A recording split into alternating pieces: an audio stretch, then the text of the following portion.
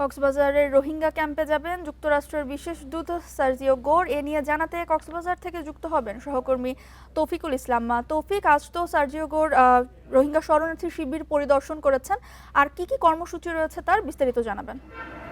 আমি আছি কক্সবাজারের উখিয়ার রোহিঙ্গা ক্যাম্প এলাকায়।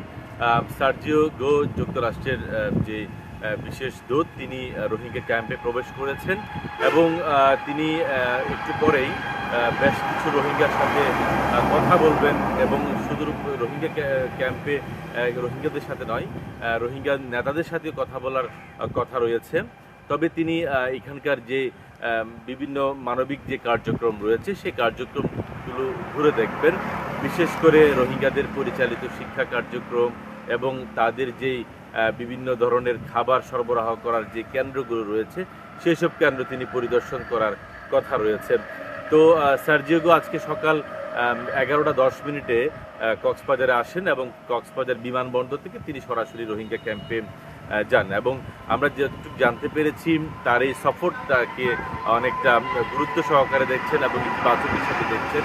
আপনারা জানেন দীর্ঘদিন ধরে যে মিয়ানমারের সাথে বাংলাদেশের যে আভ্যন্তরীণ যে সম্পর্ক সেটি অনেকটা আলোর মুখ দেখেনি এবং ইতিমধ্যে তার এই সফরকে ঘিরে বলা হচ্ছে রোহিঙ্গা প্রত্যাবাসনের যে একটা ইতিবাচক যে সাড়া সেটি সুফল পাবে বলে এখানকার যারা বিশ্লেষকরা আছেন তারা সেরকম মনে করছেন। এবং তিনি আজকে সামগ্রিক অর্থাৎ তার এই সফর আজকে তিনি খুব ব্যস্ত সময় পার করবেন এবং তিনি আজকে শেষে শরণার্থী ত্রাণ ও প্রত্যাবাসন কমিশনার এই সামগ্রিক বিষয় নিয়ে তাকে ক্রেডিট করবেন বলেও আমরা জানতে পেরেছি। এবং আজকে রোহিঙ্গা ক্যাম্প পরিদর্শন শেষে সার্জিও গো তিনি কক্সবাজার ত্যাগ করবেন বলে আমরা জানতে পেরেছি। কক্সবাজার থেকে বিস্তারিত জানাচ্ছিলেন সহকর্মী তৌফিকুল ইসলাম।